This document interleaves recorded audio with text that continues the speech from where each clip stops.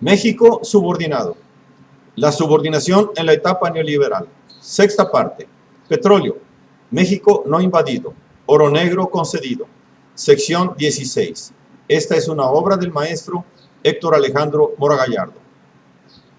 Cubriéndose prácticamente todas las ramas de importancia productiva, de transporte y comercial relevantes y lucrativas, las que resultan conculcadas y determinadas por los préstamos, en todas y cada una de las ramas de importancia participa activamente el Banco Mundial, con préstamos condicionados y, desde luego, con misiones técnicas de evaluación, control y vigilancia. Entre 1982 y 1990, los préstamos sectoriales del Banco Mundial ascendieron a más de 11.500 millones de dólares. De esa manera, la troika monetaria imperialista va tomando el control de la economía intervenida, forma de intervención financiera que con las políticas de inversión pública restringida favorecen la injerencia extranjera a la par que van minando a las empresas paraestatales. Por lo que a las claras, la apertura determinada por los negociadores estadounidenses procura tronar ciertas ramas de la industria que resultan claves para la independencia económica de México, lo que tenga que ver con la agroindustria, la petroquímica, la metalmecánica y la electrónica, a diferencia de cómo procedieron procurando proteger las actividades productivas que estaban ya bajo dominio extranjero, así fuere a través de filiales, tal y como es el caso de la industria automotriz, la que se verá reactivada para emplear a México como plataforma de fabricación y exportación con rumbo al norte. Instaurándose con los gobiernos neoliberales la quinta columna tecnocrática, entendiéndose por ello que la actual clase gobernante mexicana no es más que una coalición de grupos y segmentos alimentados perentorialmente por las políticas económicas del Fondo Monetario Internacional y del Banco Mundial, lo que lo subordina fuertemente al centro metropolitano a tal punto que consideramos adecuado categorizar este fenómeno como una expresión de quinta columnismo.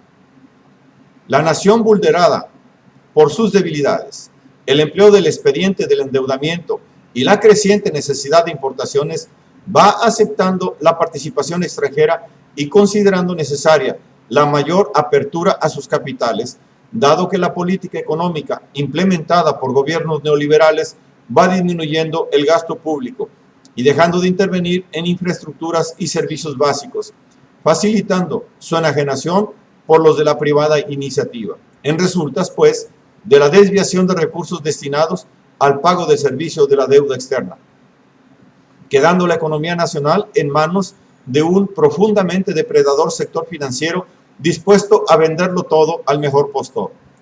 Integración vertical sobredeterminante de índole financiero, comercial, así implementado. Cartas de intención, préstamos condicionados, ajuste estructural, la subordinación, supeditación de la economía nacional para con la inversión extranjera acrecentada, teniendo el pago de la deuda extrema prioridad. Los acreedores pueden tomar el control de los signos vitales de nuestra economía. El Tratado de Libre Comercio no significa reciprocidad ni dirección autónoma, sino lo contrario. Durante el salinato se van reduciendo las barreras arancelarias, acabándose con la intención de sustituir las importaciones. El dichoso y cacareado Tratado de Libre Comercio se implementa en seguimiento estricto de las prerrogativas imperialistas a espaldas de la opinión de los mexicanos. En conversaciones a puerta cerrada y sin información pública, fue la manera de cómo se concertó la enajenación de Pemex en el sexenio salinista, contándose con la participación estelar de José Córdoba Montoya. Tanto el gobierno de Salinas como la Seguridad Nacional estadounidense procuraron mantener en secreto las conversaciones. La concertación se programa para ser realizada de manera indirecta y parcial, implementando reformas a la Constitución. De cierto que la concertación que involucra el petróleo se toma desde 1991. La decisión de incluir este sector se tomó en una reunión ministerial celebrada el 12 de junio de 1991 en Toronto. Fuentes del gobierno estadounidense dijeron que Jaime Serra Puche cedió a la petición de la negociadora de Estados Unidos Carla Hills, bajo la condición de que no se diera a conocer hasta después. Cual compromisos pactados entre los Pinos y la Casa Blanca, que no toman en cuenta la asimetría de las capacidades productivas, calculándose la asimetría Norteamérica-México en una diferencia entre 200 y 300 veces mayor, resultando obvio que una asociación con una entidad 250 veces superior no es una asociación, sino una sumisión, o de menos en una relación tan desigual, no se trata de socios, sino de patrón y empleado. En consecuencia, con ello, las exportaciones de Estados Unidos a México se duplicaron en los 80. Ábrete tú y desprotégete, que yo mantendré subsidiados mis sectores vitales. Por algo y para algo soy el poder hegemónico. El autoritarismo salinista procedió a imponer, cual decisiones presidenciales, el establecimiento del Tratado de Libre Comercio, pasando por encima del marco vigente constitucional. Desde la Secretaría de Comercio, sus allegados se dedicaron a constitucionalizar el modelo colonial formalizado en el Tratado de Libre Comercio, manteniendo que, a diferencia de la situación jurídica que los tratados guardan en Canadá y los Estados Unidos de América, en México son autoaplicativos y se integran de manera directa al orden jurídico mexicano, sin la necesidad de un acto legislativo distinto a la aprobación del Senado. Tampoco se requiere la intervención del Poder Judicial, o lo que es lo mismo, porque al Poder Ejecutivo Federal así lo dispone. Vil presidencialismo priista que llegaba a su clímax con Salinas. El usurpador, con su golpe de Estado técnico, caminó para imponer el Tratado de Libre Comercio, pasando por encima de la Constitución. Durante el salinato se hicieron adaptaciones de las leyes y de la Constitución mexicana, según las exigencias o las necesidades de los acreedores e inversionistas. Aunque las leyes no generan ningún artículo de la Constitución, la Ley de Inversión Extranjera que promovió Salinas codifica una apertura sin precedentes al capital extranjero, el que podrá participar en la construcción de ductos para transportar hidrocarburos, en la minería y el transporte terrestre y en la perforación de pozos petroleros, en la construcción de obras de terminales aéreas, servicios portuarios, educación, legales, seguros, telefonía y adquirir inmuebles en zonas restringidas del país.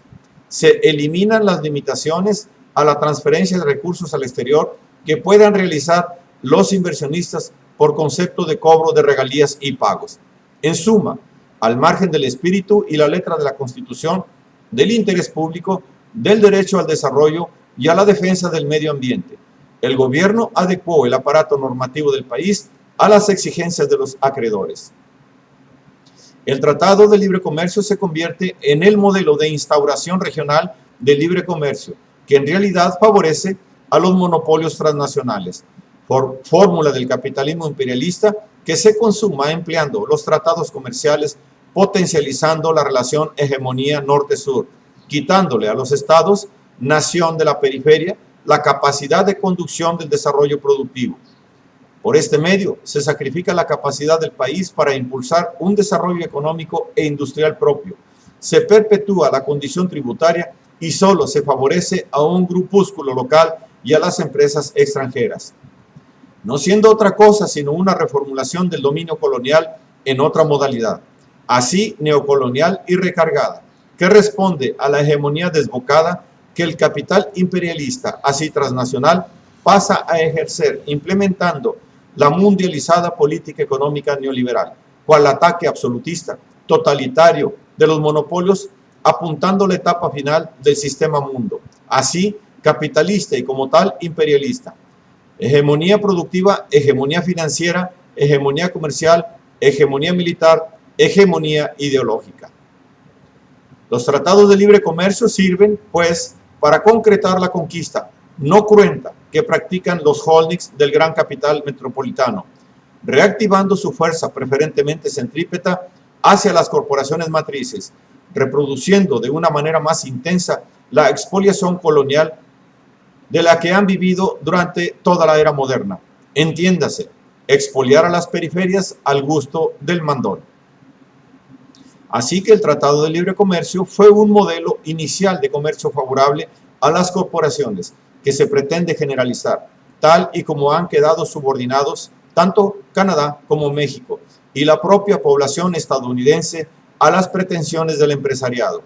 El tratado modelo habría de expandirse por todo el continente americano.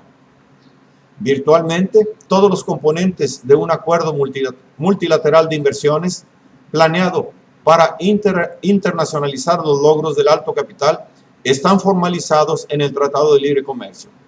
Habiendo fracasado un intento mundial para establecer un acuerdo multilateral de inversiones en negociaciones verificadas en París entre 1995 y 1998, los de Washington se concentraron para implantarlo en América Latina y en el Caribe, tratando de que la actitud entreguista del gobierno mexicano se reprodujera en el resto del subcontinente. El Acuerdo de Libre Comercio para América, ALCA, que Bush II quería imponer contando con la colaboración desinteresada de un ex empleado de la Coca-Cola que llegó a presidente en el país que más éxito ha tenido el neoliberalismo, no prosperó. Y no prosperó porque se topó con la férrea oposición de un Chávez respaldado por Néstor Kirchner, liderando la defensa de Sudamérica. Y el ALCA se fue al carajo, como lo dijo Chávez, y se salvó Sudamérica. Así sea momentáneamente. Esperemos que para siempre. De un tratado hegemónico de matriz metropolitana. Empero, dado que los embates del capitalismo imperialista no se detienen, de nuevo ahora con la Liga del Pacífico, los gobiernos más reaccionarios de la América Latina, el acostumbrado caballo de Troya yanqui, van reacomodándose al proyecto Acuerdo Multilateral de Inversiones, mostrándose proclives a un nuevo tratado transpacífico que favorece condiciones de intercambio y transferencia de valores cada vez más agresivas impuestas a toda costa y costo por los monopolios metropolitanos. Regresando al caso del petróleo en México, cual objetivo primario de la conquista comercial que se procura con el Tratado de Libre Comercio, la intención es de ir caminando por la vía de la desregulación y la concesión, pasando por la fragmentación de Pemex, permitiendo la participación del sector privado, tanto en la exploración como en la extracción y en la comercialización de gas y crudo, lo que visto sea tal cual es, sin el filtro mediático, representa la privatización y desnacionalización de Pemex sin más.